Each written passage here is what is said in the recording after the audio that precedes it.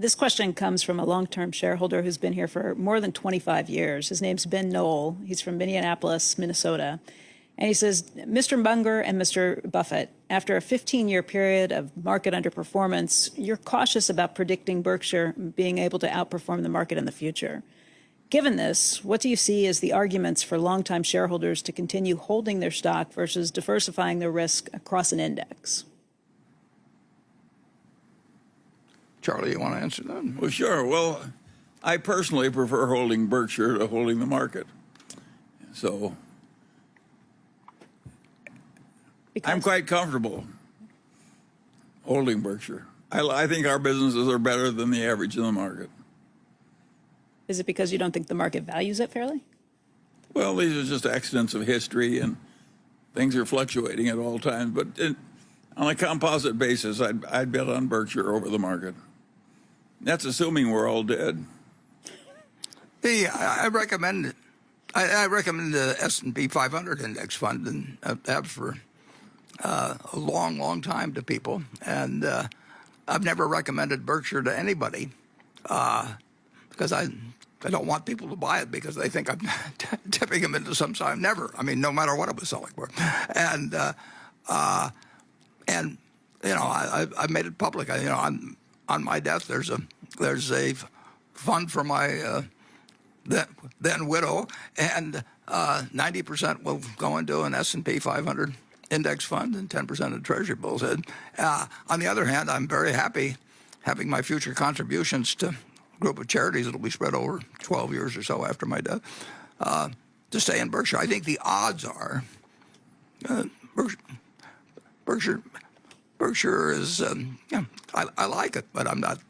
I do not think the average person can pick stocks. We happen to have a large group of people that didn't pick stocks, but they picked Charlie and me to manage money for them 50 or 60 years ago, and so we have a very unusual group of shareholders, I think, who look at Berkshire as a lifetime savings vehicle, and one they don't have to think about, and one that they'll look, you know, if they don't look at it again for 10 or 20 years, that will have taken care of the money reasonably well. But that, I wouldn't argue that the S&P 500 over time. I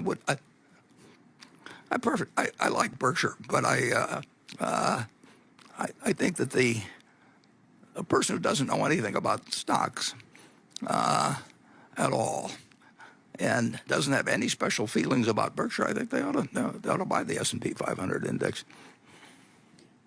As a follow-up to that, Gerald Silver writes in, he says, the trustees of your estate I believe you've directed the trustees of your estate to invest substantial assets into the index fund. Isn't that a vote of no confidence to your managers? Well, no, because we're talking about way less than 1% of my estate. And one thing I'm going to do, incidentally, I mean, all rich people get advised by their lawyers, set up trusts so that nobody can see your will and all that sort of thing.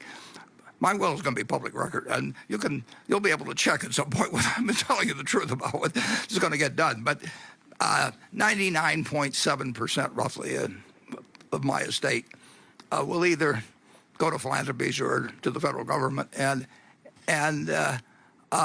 before it does it, I think Berkshire is a very good thing to hold. But for a given individual, particularly my wife, I just think that having a tiny fraction, which is all it takes for her to do very well for the rest of her life, I think that the best thing to do is buy 90% in an S&P 500 index fund. Now, the index fund people naturally have started over the time. They market more and more products that go to other indices and everything. So they're really starting to say to the American public, they're saying, well, you can pick what continent to invest in, or you can pick what industry, and we'll sell you something for that. And when they just have gotten through telling them, you know, you really don't know anything about stocks, and just buy the whole index. So, so I named the 500 index as one, but it's a tiny portion, but it'll be her livelihood, and she'll have all the money she needs and way beyond it, and that's that. But I don't mind having the 99 0.7%, a large portion of it, assuming that the laws are the same as now, go to philanthropy, to be kept in Berkshire until they finally are disposed of.